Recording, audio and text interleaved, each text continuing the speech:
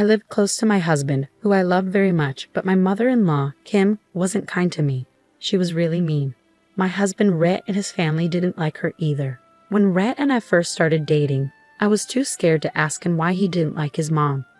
He didn't want to talk about it at first, but when he did, he told me, "My mom isn't a good person.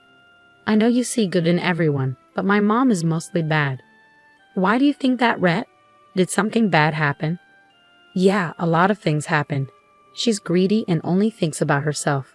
Her spending caused my parents to get divorced. And she even got credit cards in mine and my sister's names when we were kids. My dad had to pay off all those debts to fix our credit. Oh my goodness, Kim never paid them back. But she lives in such a fancy house and spends a lot of money. That house was supposed to be my dad's. Mom threatened to stop us from seeing Dad if he didn't give her the house. The money she has actually comes from child support payments from Dad. She hardly used them for us. The way Kim treated Rhett and his sister Rosie was really awful. It's hard for me to even think about without getting upset. It completely changed how I saw Kim. After meeting George, Rhett's dad, it was clear that Kim was the real problem. She took advantage of George and his money. It was really sad. I didn't see or deal with Kim much before Rhett, and I got married because they didn't have a close relationship. But after we got married, I saw firsthand what she was like. Kim was always asking Rhett for money. She'd manipulate and guilt-trip him into giving her money. Because of this, Rhett could hardly save any money for himself. Things got even worse when we decided to buy a house. None of us could afford to buy it outright, but we saved up enough money for the down payment. It was our dream home, and we loved it, but Kim just got greedier. She even came to our house and said, "Wow, nice house you have here. Did you manage to get my son to pay for it? This house is huge. We're both contributing to paying for this house, Kim, and really it's none of your concern who owns it." "Well, it's my concern if my son is involved. What's his mind too? And speaking of him, I need him to send me some money.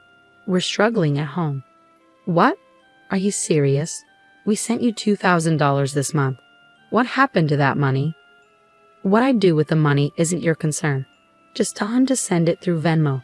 And make sure he's more generous this time." That was her attitude every time I dealt with her. She acted like she deserved everything and didn't care about anyone else.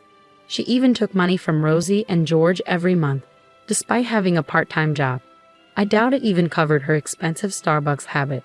Her lavish lifestyle was funded by others, but I didn't feel the impact because Rhett took care of everything. Little did I know, things would soon take a turn for the worse. You see, about 2 years after we got married, Rhett passed away unexpectedly from a rare illness. It was a shock, and we didn't have time to prepare. I was devastated and felt like giving up. Rhett was my soulmate, and I couldn't imagine life without him. Rosie and George were there for me during this difficult time. They helped me cope while they mourned Rhett too. It brought us closer together, but Kim didn't seem affected at all.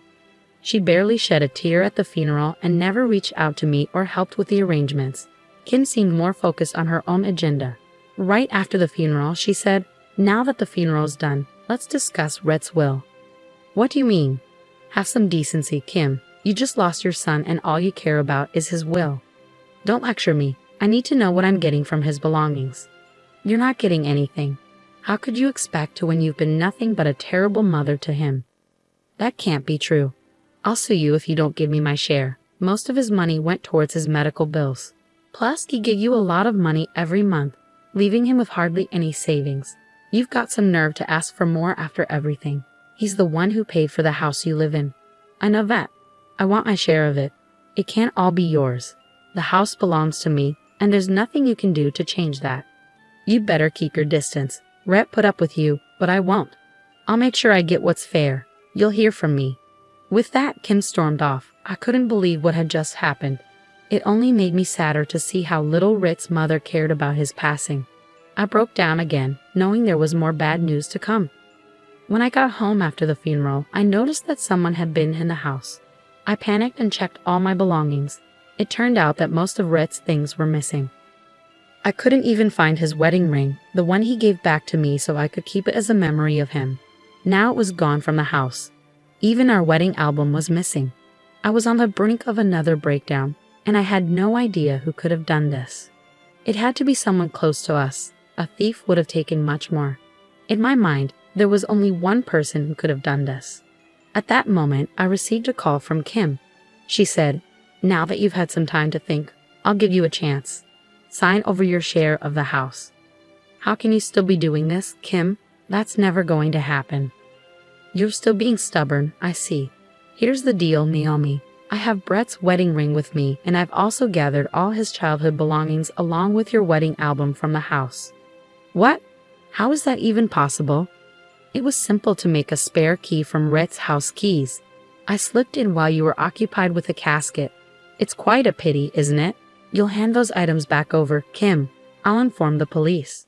Yes, you could do that. But I'd destroy them before the police arrive. They might catch me, but you'll never see your precious items again. What do you want? Sign over the house, Naomi. I want the entire house. Since you've been so cheeky with me, I'll give you back the items as soon as you sign the papers. And with that, she hung up on me. I was left in disbelief. I didn't know what to do. Kim had taken all the precious things I had left of Rhett. I wanted them back desperately. The house meant little to me. But the more I thought about her actions, the angrier I became. I couldn't let her win. Not after everything she'd done to Rhett and now to me. I immediately called George and Rosie to the house. I explained everything Kim had said and done. They were shocked and disgusted by her behavior. Rosie said, "I'm ashamed that I'm related to someone like her. My son isn't even laid to rest yet, and she's already up to her old tricks. How can she be so heartless? This is unforgivable. I'm going to her house right now and confront her. You're not signing away the house. You and Rhett made so many memories here. I won't stand for this. No, Rosie, if we confront her, Kim might destroy the items. I need them back safe and sound. I'll call her and pretend to agree to sign over the house. She won't suspect a thing. But you can't actually do it. It's crazy. Please, Naomi, don't give in to her evil schemes. Don't worry, guys. I won't let her win. I had a plan. Kim had caused so much harm in our lives, and it was time to make her face the consequences. She disrespected Rhett's memory and tried to take my house. I wasn't going to let her get away with it easily. I shared my plan with George and Rosie, and they agreed to help me. So I called Kim and told her to get the papers ready. I pretended to be ready to sign over the house to her. Kim was thrilled at my apparent surrender. She said the papers would be ready soon. The nerve of this woman was unbelievable. A week later, Kim called me to sign the papers. I went through them carefully and then handed her some additional papers prepared by my lawyer. I told her to sign them. I've already signed the property papers and processed them, I said. Here's the legal document stating that you've accepted the gift. Oh, do I need to sign this? I can't wait. Just tell me what to do. You just need to sign these papers, that's all. There, I've signed these papers and accepted your gift. So I hope you can move out of the house this month. I'll slowly start shifting there. I need to make a lot of redecorations, so make it quick. Don't worry, Kim, you have exactly a month to move into your new house. There won't be any issues. See, it wasn't so difficult, was it? You get what you wanted, and I get what I wanted. Kim was foolish enough to believe I'd just sign away the house. Well, it turns out she was the foolish one. What Kim didn't realize was that I had swapped the papers. I put my signature on a fake document filled with nonsense. She never bothered to read the papers she signed. Kim thought she was signing to accept the house as a gift. She's going to be in for a surprise when she finds out how wrong she was. Kim was in for a huge shock. Being her foolish and overly confident self, she decided to throw a lavish party. Apparently, she spent most of her savings on it. I suppose she assumed everyone would keep funding her extravagant lifestyle. She even called me and said, "Hey, Naomi, I'm hosting a big party this weekend. You know, your little gift has made my life. So I'm going to invite everyone to share the good news. I want you there when I announce my new house. I'm genuinely happy for you, Kim. I must express my gratitude for returning the items unharmed. You know how much they meant to me. I'll be there to show my appreciation." That's fantastic. I can't wait to brag about the house to everyone. They'll be green with envy. I'm sure they'll be incredibly envious. In my mind, I was laughing uncontrollably. I was getting closer to getting my revenge. Kim used my late husband's memory as leverage to try to take my house. I'll never forgive her for that. I silently prayed to my husband's soul for strength and support in seeking justice. I knew he would be on my side, relishing the idea of setting things right. On the day of the party, I felt a bit nervous, but Rosie reassured me, saying, "Don't worry, Naomi. We're here for you. It's time Mom faces the consequences of her actions." I can't wait to see the look on her face. I know Rosie. She's had this coming for a long time. I just hope everyone sees her for who she really is. Everyone will be on your side once they hear the whole story. You're incredibly brave, Naomi. My brother would be so proud of you. Rosie's words filled me with courage. I felt confident and prepared to face whatever came my way. When we arrived at the party, Kim had indeed thrown a grand affair, as she promised.